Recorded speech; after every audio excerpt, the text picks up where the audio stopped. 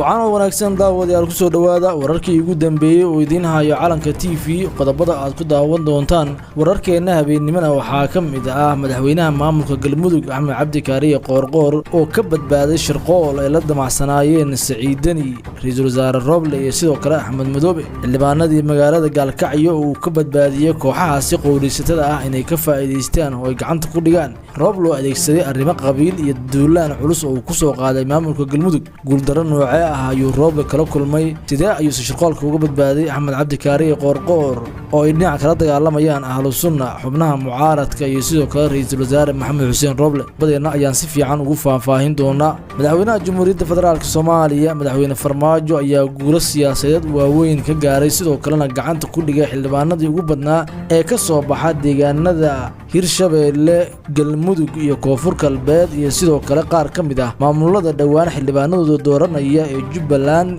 iyo Puntland halkee ayuu marayaa dagaalkii siyaasadeed uu madaxweyne Farmaajo uga adkaaday Ra'iisul Wasaare Roble maxay tahay calaacalka iyo damaca iyo sidoo kale heshiiska siyaasadeed uu doonayo Ra'iisul Wasaare Maxamed Xuseen Roble iyo adkeysiga madaxweyne Farmaajo uu ku adkeysanayo inuu saxilligaanin qaada doonin heshiis siyaasadeed isagoo ka cabsanaya Roble inuu mar kale ku sameeyo dhabarjabin sidoo kalena uu baajiyo arrimaha doorashooyinka qodobadeena ayay ka mid tahay oo aan si fiican ugu faaqidi doono dhinaca kalena madaxweynaha dalka Djibouti Ismaaciil Cumar Geelle oo galaangal siyaasadeed ku yeelanay Soomaaliya isagoona u hardamayay sidii madaxweyne Farmaajo meesha u saari lahaa iyo musharaxa asaga iyo imaaraadka ay wataan oo la ogaaday haddaba waa kuwa musharaxaasi maxay tahay ujeedooyinka ay ku xusheen Djibouti Kenya iyo imaaraadka carabta banaanka ayaan soo dhigi doonaa xogahaasi sirta ah Cabdiraxmaan Cabdishakuur Warsame oo heshiis la saxiixday fil Soomaaliya xildhibaankan cusub ee ka soo galay maamulka Galmudug ayaa isaga tanaasulay mucaaradnimadii iyo sidoo kale musharax madaxweynaha isagoo madaxweyne Farmaajo ka ballan qaaday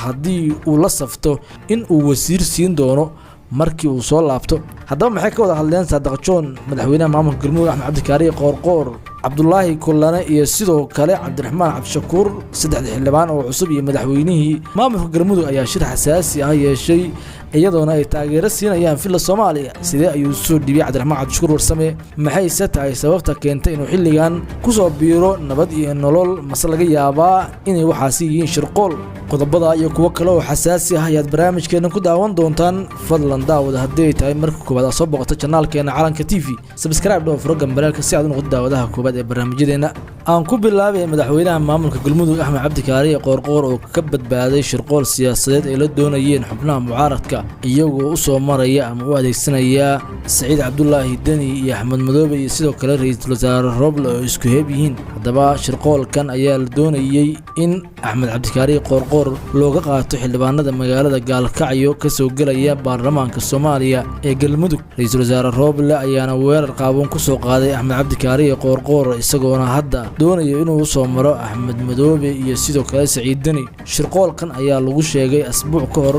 kadib markii uu ku hungoobay inuu xildhibaanada beesha uu ka helo Ra'iisul Wasaare Roble sidoo kalena uu ka dego magaalada Gaalkacyo ayaa waxa uu isku dayay oo ay beesha saacad u diideen inuu tago Gaalkacyo ayuu Roble isku dayay inuu Saciid Dani iyo Axmed Madoobe u soo maro Qoorqoor si uu heshiis ula galo taabacdigeena uu beesha ugu dacweeyo in Qoorqoor uu xildhibaanadaasi u gacan gelinayo dadka reer Puntland oo aad isugu xun yihiin beesha Ra'iisul Wasaare Roble balse Qoorqoor oo arinta ka badbaaday ayaa Saciid Dani iyo Axmed Madoobe ku gacan saaray inay xildhibaano siiyaan maadaama ay doonayeen inay u ballan qaadaan Ra'iisul Wasaare markii ay dalka qabsadaan Saciid Dani ayaa wado walba u maraya sida uu imaaraadka ballanqaadkii ay uga baxeen uga dhabeyn lahaa balse mar walba waxa uu la kulmayaa guuldarro iyo ballanka baxyo isagoona hadda ka rajo dhigay inuu isu soo sharaxo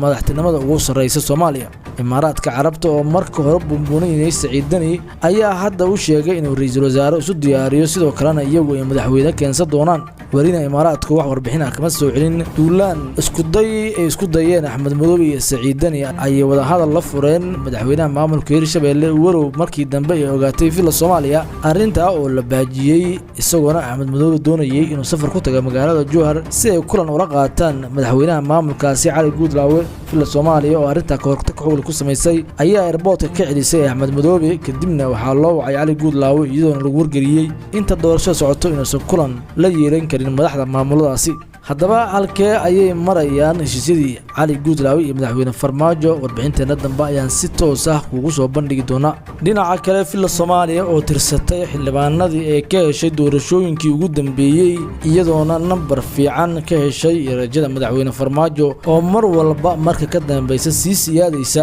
waxayna weysan yihiin mucaaradku musharax la loolami kara walow wararku ay sheegayaan dowladda Jabuuti oo hogaamiyo Ismaaciil Cumar Giile inay wadato musharax cusub ay doonayso inay la loolamo ama uu la baratago madaxweyne farmaajo musharaxaasi ayaa lagu sheegay in uu yahay madaxweynihii hore ee Soomaaliya Shariif Sheekh Axmed filla Soomaaliya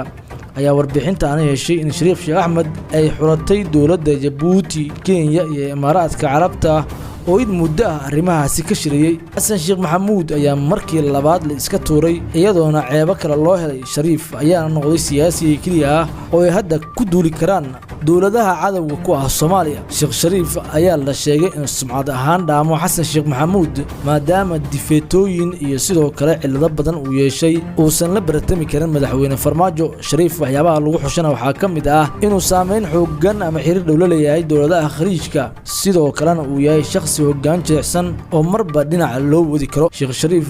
ayay hadda wataan Kenya iyo sidoo kale dowladaha cadawga ku ah Soomaaliya si ay uga soo dhisaan madaxweyne farmaajo lama ogo in mucaaradka intooda kale ay ku qanci doonaan arrintaasi balse warbixinadan ayaa sheegaya in Shariif uu hadda isu diyaarinayo inuu noqdo musharaxa koowaad ee doorteen dowladaha aan idiin soo sheegnay si uu madaxweyne farmaajo ula baratamo Sheekh Shariif Sheekh Axmed ayay Soomaalidu ku xasuusataa inuu ahaa shaqsigii soo geliyay Kenya Soomaaliya iyadoo waliba si xoog ah ku soo gashay gudaha dalka waxa sidoo kale ahaa madaxweyne ka ahaa markii dowladda federaalka Soomaaliya ay Kenya ka xoogtay badda asagoo markii dambana sheegay inuusan waxba ka ogeyn Kenya ayaa door bidaysa madaxweynayaasha kale marka la fiiriyo Shariif Sheekh Axmed si ay u adeegsato arrinta badda waana arrin ugub ah siyaasadana ku cusub in madaxweyne Soomaaliya marka uu tatamayo dhinacyo badan laga doorto Shariif ayaana Soomaaliya marka la fiiriyo gudaha taageerihiisa aan wax dhaawacyo weyn ah ku lahayn balse gudaha